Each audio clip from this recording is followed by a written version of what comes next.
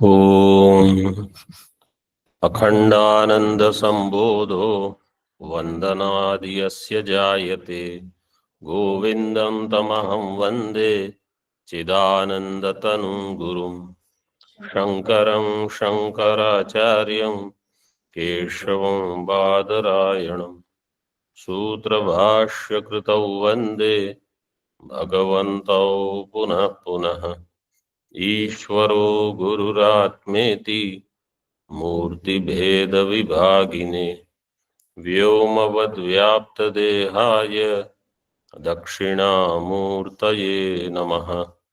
ओम शांति शांति शांति।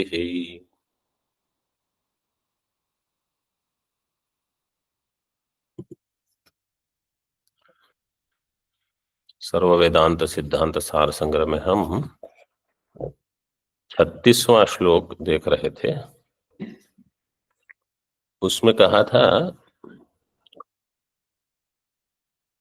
पुण्यक्षये पुण्यकृतो नभस्थैर्निपात्यमानान् शिथिलीकृतांगान् नक्षत्र रूपेण दिवश्च्युतान् स्थान विचार्य को वा विरतिम न याति। तो नक्षत्र रूपेण ये जो बताया था, इसको मतलब साधारण अर्थ ऐसे करते हैं कि वो जो जीव देवलोक में है उसका पुण्य क्षय होने पर नक्षत्र रूप से वहां से वो पतित होंगे, ऐसे साधारण अर्थ किया है। नक्षत्र रूपेण मतलब जो नक्षत्र गिरते हैं, तो ऐसे बताया गया है कि जीव गिरते हैं। लेकिन पंचाग्नि विद्या में ऐसे बताया है कि जो देवलोकादि में है वो 5 अग्नि से फिर से पुनर्जन्म होता है उनका। प्रथम अग्नि है द्युलोक, द्वितीय है पर्जन्य, तो पर्जन्य के माध्यम से वो जीव आते हैं। फिर तृतीय पृथ्वी, चतुर्थ है पुरुष, पांचवा योषित। तो पुण्य क्षय से ही जो स्वर्ग में है वही इस गति से आएगा 5 अग्नि के द्वारा। जो अन्य कहीं है उनको 5 अग्नि की आवश्यकता नहीं। तो वहां ऐसे दिया है कि वही जीव इस पर्जन्य रूप से पृथ्वी पर आएंगे। तो यहाँ कहा है नक्षत्र रूप से, तो वो थोड़ा भेद है। भी वही है और मेघ भी तो वही पर्यायवाची। हाँ, आपने मेघ बोला? नहीं, वहां पे जैसे आया था वो पर्जन्य। हाँ, तो पर्जन्य है, फिर उसमें मेघ दिया है। मेघ और एक मेघ नहीं, मेघ जो है वो धूम है, ये सब कुछ आया था उसमें जो पंचांग था उसमें। तो मतलब मेघ वहां नहीं, मेघ से बादल ले लिए, वर्षा नहीं, और पर्जन्य से वर्षा, ऐसे ये भेद किए हैं।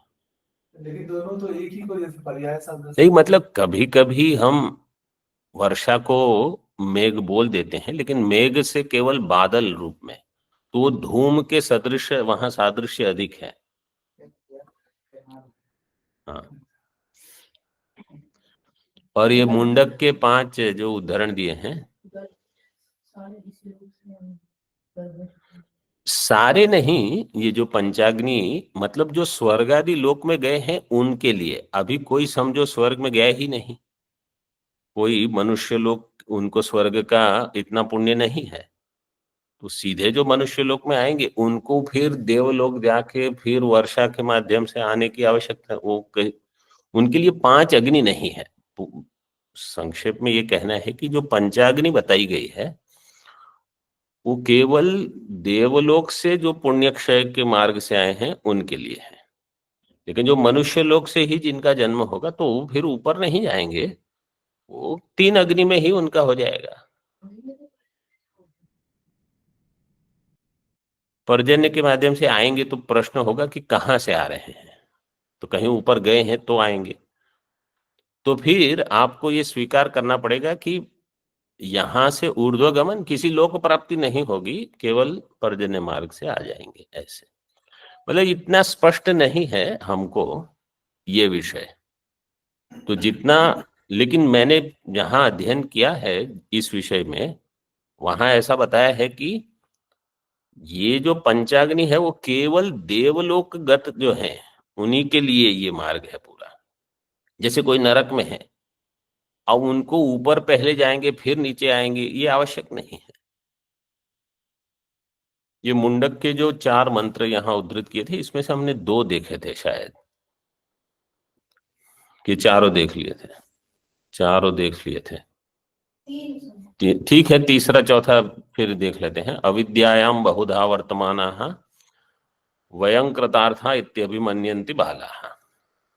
ये बाल बुद्धि वाले हैं जो कहते हैं कि वयम कृतार्थः, कि ये हो गया तो हम कृतकृत्य हो गए, वो हो गए। ये अविद्या में ही रत है, इनको पता ही नहीं है कि जीवन का ध्येय क्या होना चाहिए।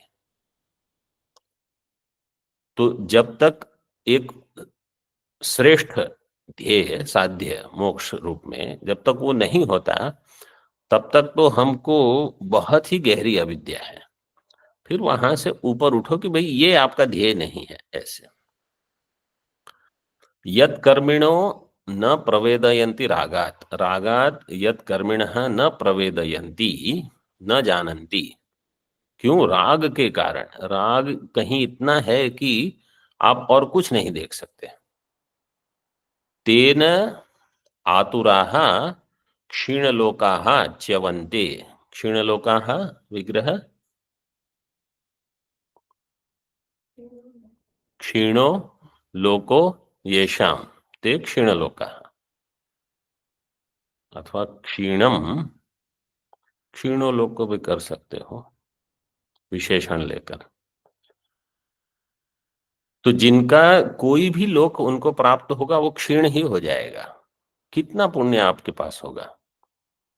मतलब ये वास्तव में बहुत ही सुंदर विचार का विषय है कि कितनी भी हमारी प्राप्ति हो जाए,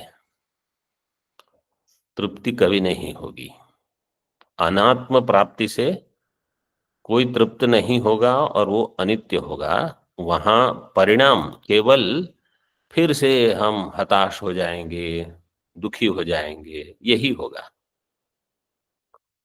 इष्टापूर्तम मन्यमाना वरिष्ठम, इष्टंच पूर्तंच इति इष्टापूर्तम, इष्टापूर्ते। इष्टापूर्तम समाहार द्वंद्व किया है। इष्टम क्या है?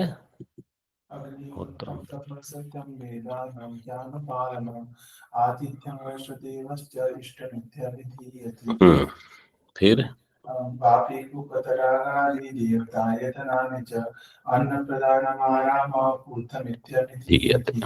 इष्टापूर्त। तो बहुत लोग ये भी करते हैं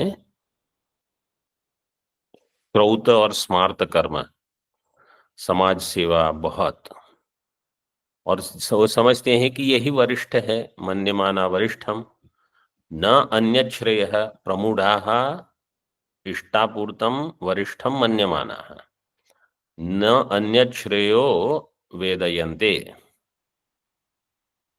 ते नाकस्य पृष्ठे। हाँ, ये आया था, नाकस्य पृष्ठे सुकृते अनुभूत्वा इमं लोकम हीनतरम आविशन्ति।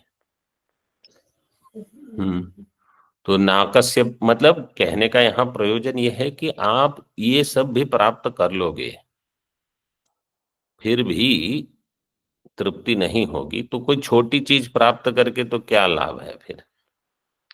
तो वो ध्येय नहीं होना चाहिए।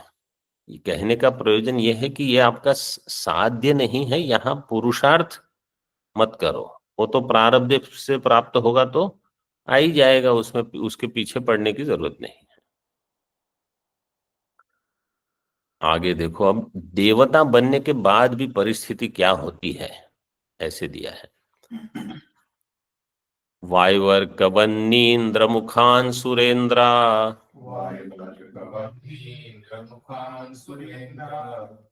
नीशोग्रभीत्या ग्रथितांतरंगान, विपक्षलोकैः परिदूयमानान्,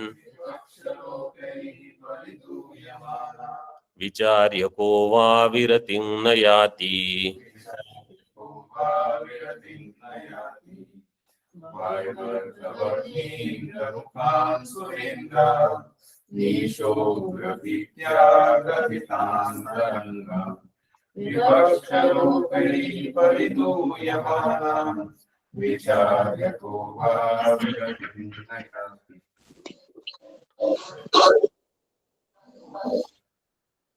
वायु, अर्क, वह्नि, इंद्र मुखान, सुरेंद्रान, ईशोग्र भीत्या ग्रथितांतरंगान,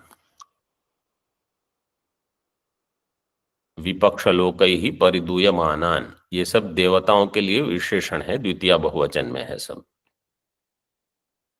इन सब का विचार करके विचार्य को वा विरतिं न याति। क्या कहना क्या चाहते हैं? देखो, भाष्यकार को आप उनको सोचो कैसे वो सोच रहे हैं। भाष्यकार ऐसे नहीं कि कुछ श्लोक की रचना कर दी फिर सोच रहे हैं कि ऐसी कोई श्रुति है कि नहीं। वो श्रुति को पहले रखते हैं। श्रुति में कहीं बताया है कि देवता पद प्राप्त करके भी आपको भीति होगी, और आपका जो देह इंद्रिय इत्यादि जो है वो इसी से बंधे हुए हैं। और असुर, असुर विपक्ष लोक मतलब असुर, असुरों से भी देवताओं को भय रहेगा। तो ये सब शास्त्र में बताया है, इसको ध्यान में रख के वो श्लोक लिखेंगे। अन्य दर्शन में क्या होता है, वो लोग अपने दर्शन को ध्यान में रख के कुछ रचना करेंगे, श्लोक जो भी हो। फिर वो ढूंढने का प्रयास करेंगे कि अच्छा ऐसा कोई कोई उपनिषद में कुछ है, अगर है तो कहेंगे देखो उपनिषद में भी ये कहा है। भाष्यकार और अन्य में ये भेद है, और इसलिए जो हमारे ब्रह्म सूत्र हैं वो भी ऐसे ही समझ लो कि हम पहले उपनिषद देखेंगे, फिर उसको देखकर भगवान वेद व्यास जी ने सूत्रों की रचना की। ये अन्य दर्शन में क्या होता है, पहले अपने सूत्र लिख देते हैं उनके दर्शन के हिसाब से, फिर वो ढूंढेंगे, अगर कुछ है तो बोलेंगे देखो आपके उपनिषद भी यही कहते हैं। ऐसे अब भाष्यकार ने सोच लिया कि ये तैत्तिरीय उपनिषद कठोपनिषद में कहा है कि देवताओं को भी भय होता है। मतलब हमको ये समझना है कि अगर देवता ही भयभीत होकर रहते हैं तो और अन्य किसी की तो क्या मजाल। मतलब जब तक हमको ब्रह्म भाव नहीं हो जाएगा हम भय में ही जीवित रहेंगे कि अब ये हो जाएगा तो वो हो जाएगा तो इसका होगा तो वेदांत पढ़ पढ़ के सुन सुन के कहीं ना कहीं ये दूसरी चीजों को छोड़ के भाई जो हो, कोई मुझे कहीं से अगर मुझे भय आ रहा है तो वो वस्तु त्याग के योग्य है। जहां से मुझे भय आ रहा है और मुझे निर्भय होना है तो वो भय वाली चीज त्याग के योग्य है। मतलब बाहर से समझो आप नहीं छोड़ सकते कुछ, मन से उसको हटा दो कि ये क्या है, ये तो बंधन ही मैं बढ़ा रहा हूं। एक और मैं वेदांत पढ़ता हूं और दूसरी ओर इस भय को लेके ही जी रहा हूं, तो कहाँ वेदांत का फल कब प्रकट होगा? कभी नहीं। ये देवताओं की यही परिस्थिति है कि अगर मैं बहुत मेहनत करके देवता बन भी गया वहां भी भयभीत ही रहूंगा। कैसे? देखो टीका में, वायुवर्क वन्नीन्द्र मुखान वायुश्च अर्कश्च वन्निश्च इंद्रश्च वायुवर्क वन्नीन्द्राः तेज मुखाः, मुखाः प्रधानः, अर्क मतलब सूर्य, प्रधाना आदयो वह येषां ते वायुवर्क वन्नीन्द्र मुखाः तान वायुवर्क वन्नीन्द्र मुखान सुरेंद्रान। ये सारे के सारे जो देवता हैं, सुरेंद्रान अलग पद दिया है, इंद्र पद 2 बार है, वायुवर्क वन्नींद्र और सुरेंद्रान। सुरेंद्रान मतलब ये देवताओं में जो प्रमुख है। इंद्र पद का एक अर्थ होता है प्रमुख, जैसे गजेंद्र, गोविंद। गवेंद्र, मृगेंद्र सिंह के लिए तो प्रसिद्ध है मृगेंद्र। वासुदेवेंद्र, वासुदेव उसमें है। वासुदेवों में जो श्रेष्ठ है तत्वबोध का, जो मुझे किसी ने पूछा था, अपने किसी और ने पूछा था, वासुदेवेंद्र योगींद्रम नत्वा ज्ञान प्रदम गुरु, ऐसे है वो मंगलाचरण। हाँ हाँ, तो जो वासुदेव है और इंद्र है, मतलब इंद्र करके जो प्रमुख है, ऐसे उसी अर्थ में लेना है। वासुदेवों में जो इंद्र है ऐसे नहीं, लेकिन वासुदेवश्च असौ इंद्रश्च, इंद्र मतलब जैसे इंद्रो माया भी पुरुरूपयते श्रुति है, तो वहां इंद्र का अर्थ है परमात्मा। ऐसे कोई पूछ रहा था तत्वबोध के बारे में, हाँ वो आए थे। हाँ वैसे भी कर सकते हो।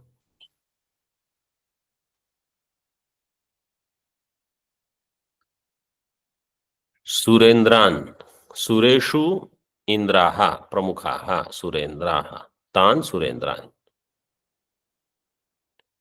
फिर ईशोग्र भीत्या, ईशात उग्र भीति ही, ईशोग्र भीति ही, तया ईशोग्र भीत्या, ईश्वर से जो उग्र भीति है, भय है, उसके द्वारा। उग्र भीति ही, उग्रा च असौ भीतिश्च, उग्र भीति ही। उग्रा मतलब तीव्रा, भीषण, मतलब बहुत भय रहेगा देवता बन के भी। तो मनुष्य को तो हमेशा ही भय रहेगा। हमको लगता है कि हम तो निर्भय होके जी रहे हैं, भय ये होगा कि कल क्या होगा, ये एक भय हो सकता है। तो साधु होके जीते हैं तो कम से कम थोड़ा तो कम ही हो गया कि क्या है, ज्यादा से ज्यादा कहीं और रहना हो, भोजन हो, वो तो अपने आप ही ठीक हो जाएगा, इसमें कोई ज्यादा भय नहीं है। तो ये एक हो सकता है। लेकिन अगर शरीर ठीक नहीं चल रहा है और किस पर निर्भर होना पड़े, तो एक भय हो सकता है। लेकिन उसमें भी जब योगक्षेमम वहां में हम भगवान ने कह ही दिया है तो कर लेंगे। फिर इतनी जोर से प्रतिज्ञा की है तो कुछ तो करेंगे ही, तो कर ही लेते हैं वो, तो चिंता की आवश्यकता नहीं है। तो सही जगह पर अगर हम शरणागत हो गए तो समझो आप कि भय कम हो जाएगा बहुत। और वेदांत के शरण में रहने से तो बिल्कुल फिर चला जाएगा। नहीं तो देवता अपने पुण्य के बल से अभिमानवान होकर अगर रहेंगे तो वहां भय होगा। किसी को भी ये नहीं होना चाहिए कि अरे मैं अपने बल से सब चला रहा हूं, समर्थ हूं। अरे ये शरीर वगैरह भी हमारे बल से कहाँ चलता है, ईश्वर की कृपा से चलता है। ग्रथितांतरंगा,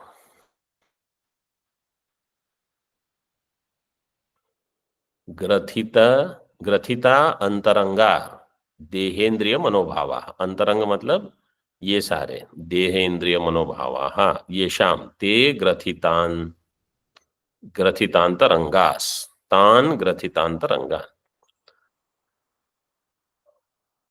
भीत्या ग्रथितांतरंगा, भय से ही इनके देह इंद्रिय मन बुद्धि सब मिले हुए हैं।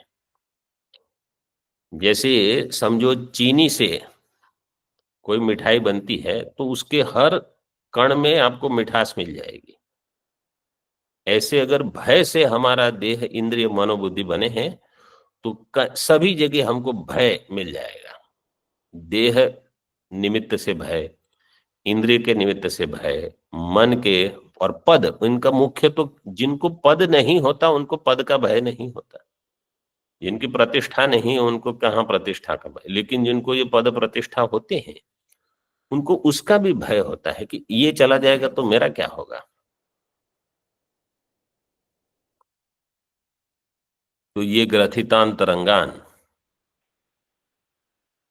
इसमें उदाहरण दिए हैं। भीषास्माद वातः पवते भीषोदेति सूर्यः भीषास्माद अग्निश्चेन्द्रश्च मृत्युर्धावति पंचम इति, एक। और दूसरा, भयादस्याग्निस्तपति भयात् तपति सूर्यः भयाद इंद्रश्च वायुश्च मृत्युर्धावति पंचमः। पहला जो उदाहरण है वो तैत्तिरीय का है और दूसरा कठ्य का है। दोनों कितने समान है देख लो, लगभग सभी चीज ऐसी ही थी है और उनको ताप है। दोनों में कहा कि इनको भय है, भय से वो ग्रस्त है देवता। इति च श्रुत्या देवानाम अप्रागल्भ्यम सूचितम। प्रागल्भ्यम मतलब श्रेष्ठता अथवा उनका वरिष्ठ स्वभाव, वो नहीं है उनको। अप्रागल्भ्यम, वो दबे रहेंगे।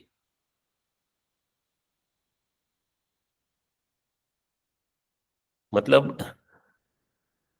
किसी के भय से अगर आप सतत जीते हो तो कैसे जियोगे, कल्पना कर लो।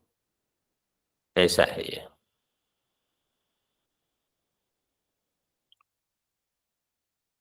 और विपक्ष लोकई ही परिदूयमाना, परिदूयमाना दू परितापे धातु है, इसमें शानच प्रत्यय है।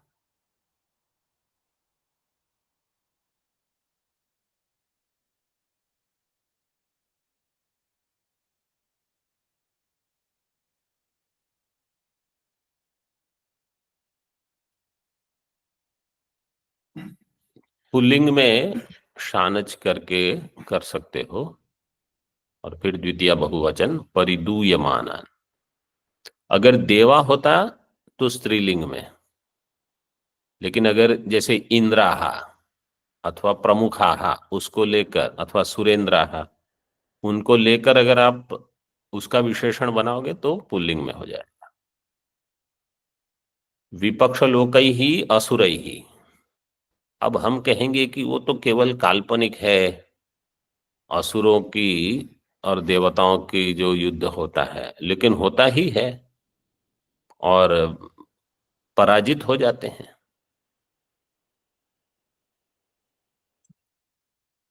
उपतापिनः, परिदूयमानान उपतापिनः,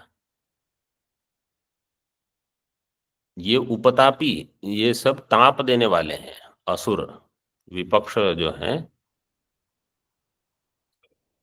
तो उससे ये लोग उपतापी हो जाते हैं, तप्त हो जाते हैं। उपतापिन और शस, शस का हो जाएगा अथवा जस भी ले लो। उपतापिन अस अथवा जस, उसमें अस रह जाएगा। चूटू इत संज्ञा उसको प्राप्त हो जाएगी पहले, फिर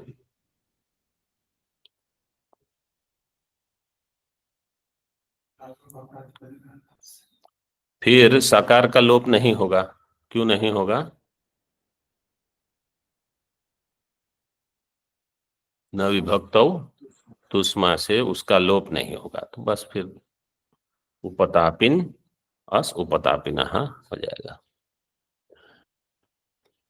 इसको भी विचार करके वहां भी वैराग्य हो हमको कि देवता बन के कोई मुक्ति नहीं मिल जाएगी भय से भी।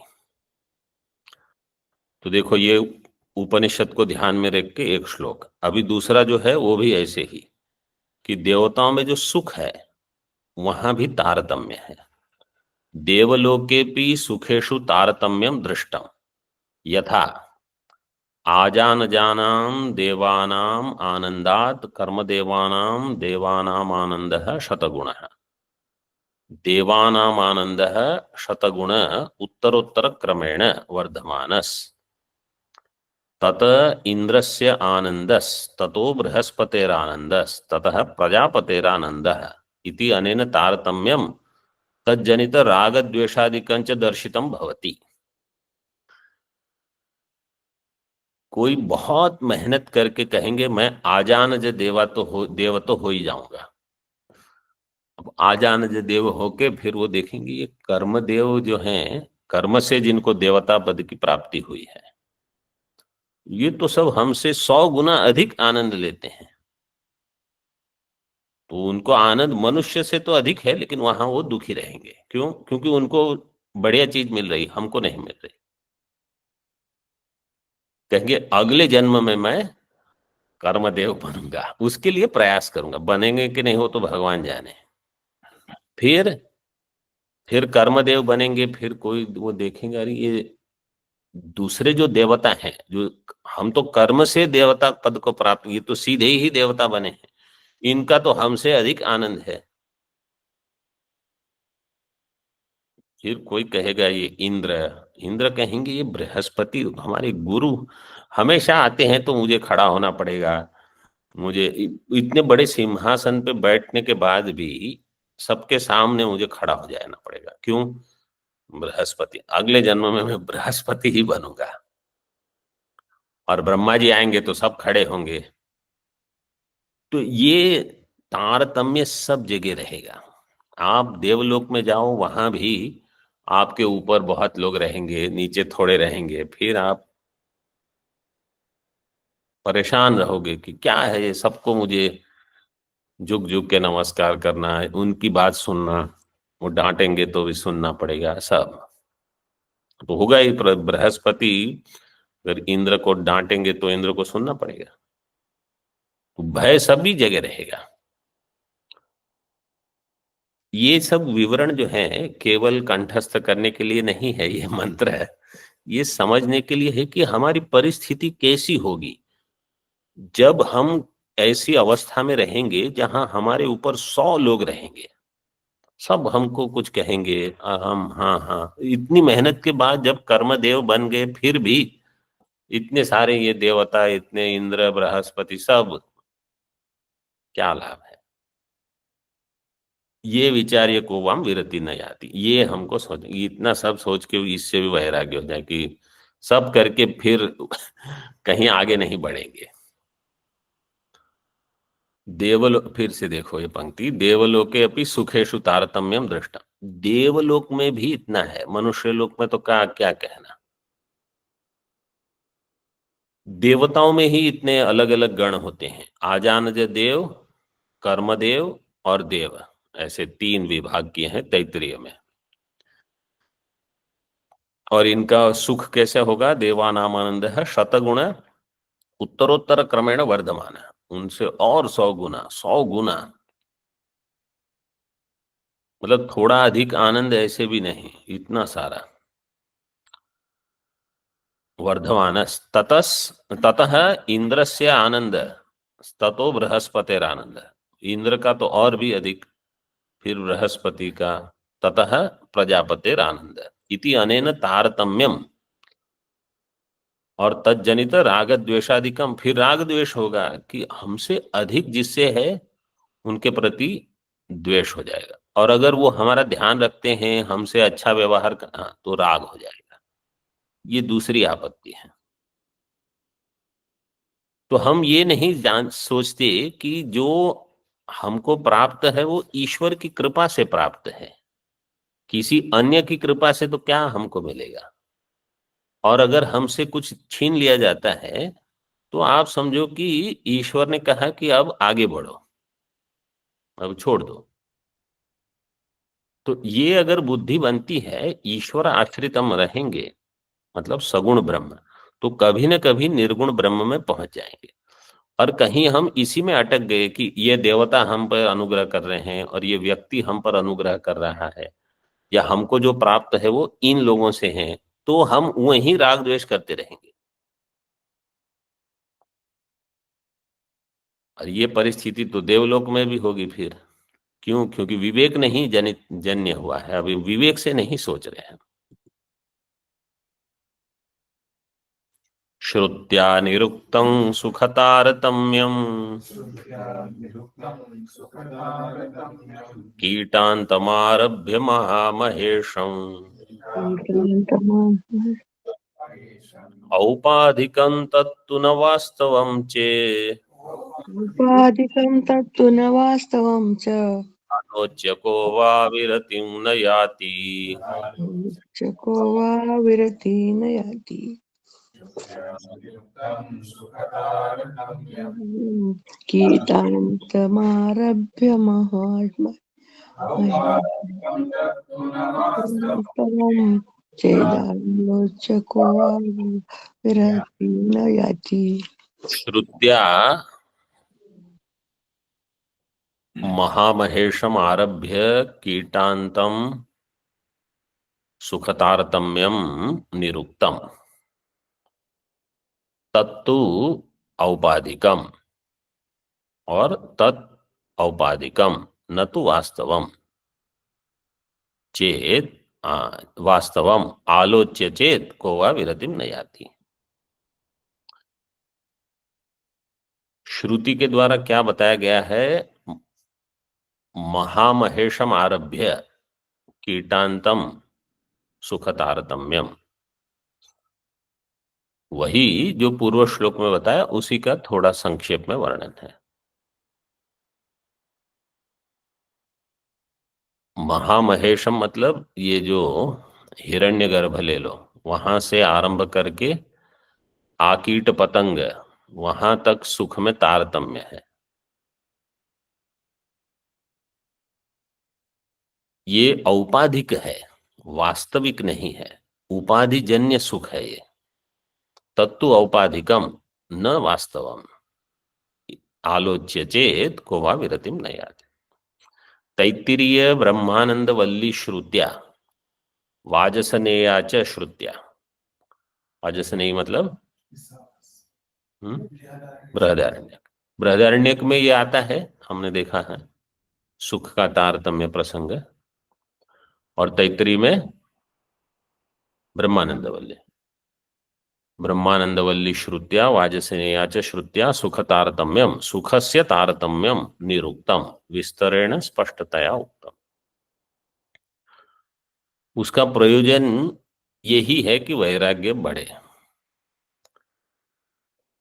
स्पष्टतया उक्तम श्रुति उपलक्षणया,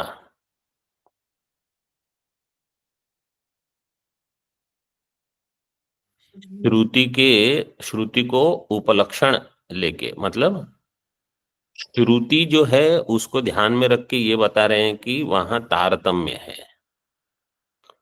और तारतम्य बताने का प्रयोजन क्या है? वैराग्य।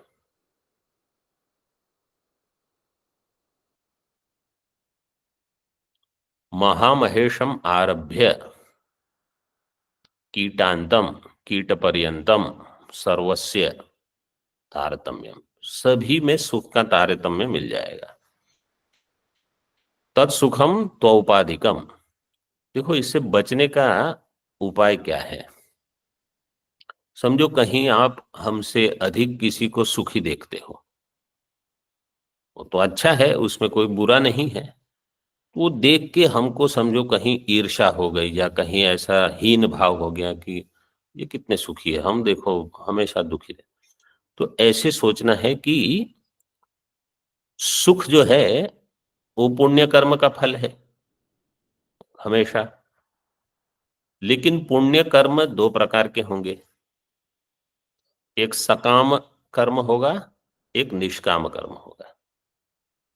सकाम कर्म करने से जो पुण्य होगा उसका फल होगा बाह्य सुख। निष्काम कर्म करने से जो पुण्य होगा उसका फल होगा साधन चतुष्टय। तो अगर कोई सकाम कर्म करके पुण्य प्राप्त करके बहुत साधन संपत्ति वाला सुख भुगत रहा है, तो ऐसे समझो कि इन्होंने अपना पुण्य खर्च करके ये सब चीज इकट्ठी कर ली। और जो दूसरे हैं, जो निष्काम कर्म करके पुण्य बढ़ाते हैं, वो अपने पुण्य का खर्च करके क्या इकट्ठा करते हैं? साधन चतुष्टय, कि इनका श्रम बढ़ गया, दम बढ़ा, वैराग्य। तो हमको जब कभी हम देखते हैं, साधारणतः जो साधु हैं उनको तो बाह्य कुछ देख के इतना वैभव, इसकी कोई कीमत नहीं है। अगर कहीं ऐसा हो गया किसी किसी को, तो तुरंत ये समझना है कि नहीं, हम हमारे पुण्य का खर्च साधन चतुष्टय के लिए करेंगे। अगर करना है पुण्य कहीं उपयोग में, तो इसके लिए उपयोग करो। आप दूसरी चीज इकट्ठी करके क्या लाभ है? हम वैराग्य बढ़ाएंगे, हम श्रद्धा बढ़ाएंगे, मुमुक्षुत्व बढ़ाएंगे। और ईश्वर से यही प्रार्थना हमारी हो कि हमारे पुण्य कर्म का उपयोग उसी में लगा जाए। और कुछ करके क्या फायदा है? कोई लाभ नहीं। वो तो अपने आप अगर आना है तो आ ही जाएगा, उसके लिए कुछ आपको अलग प्रयास या प्रार्थना नहीं करनी है।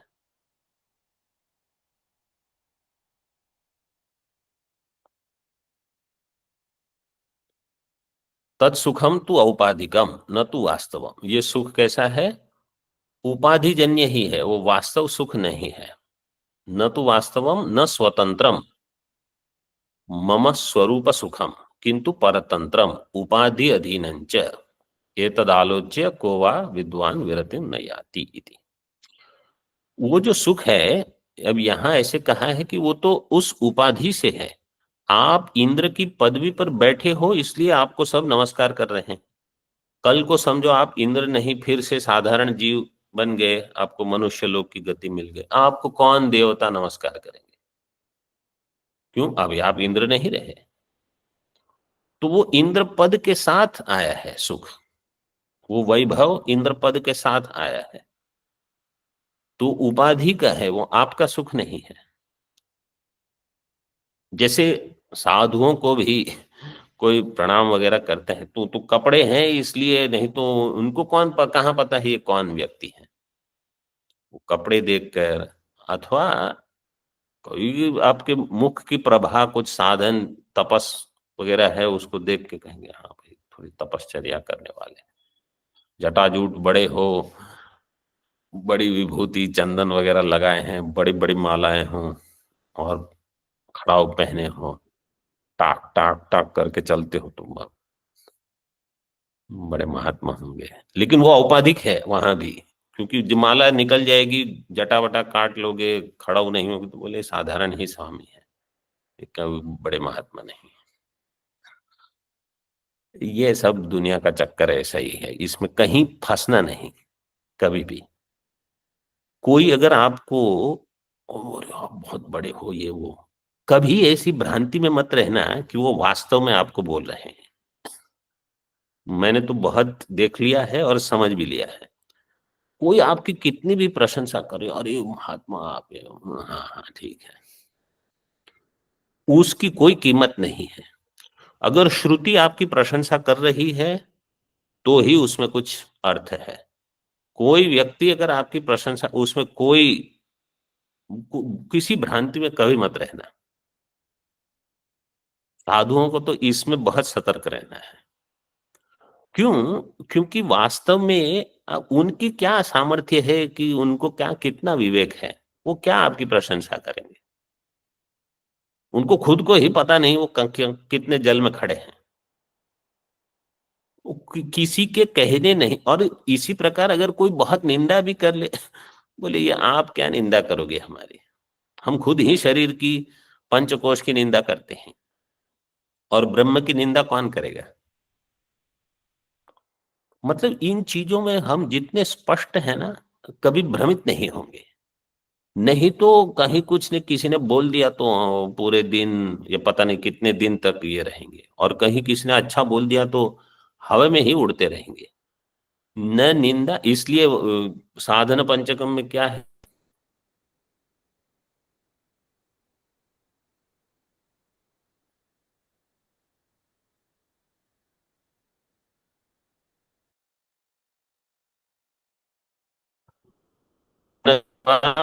नैष्ठुर्यम,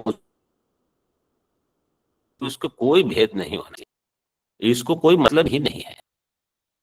साधु लोग ये सब बेच बाच के खा चुके हैं कि इसमें क्या है, इसमें कुछ दम नहीं है।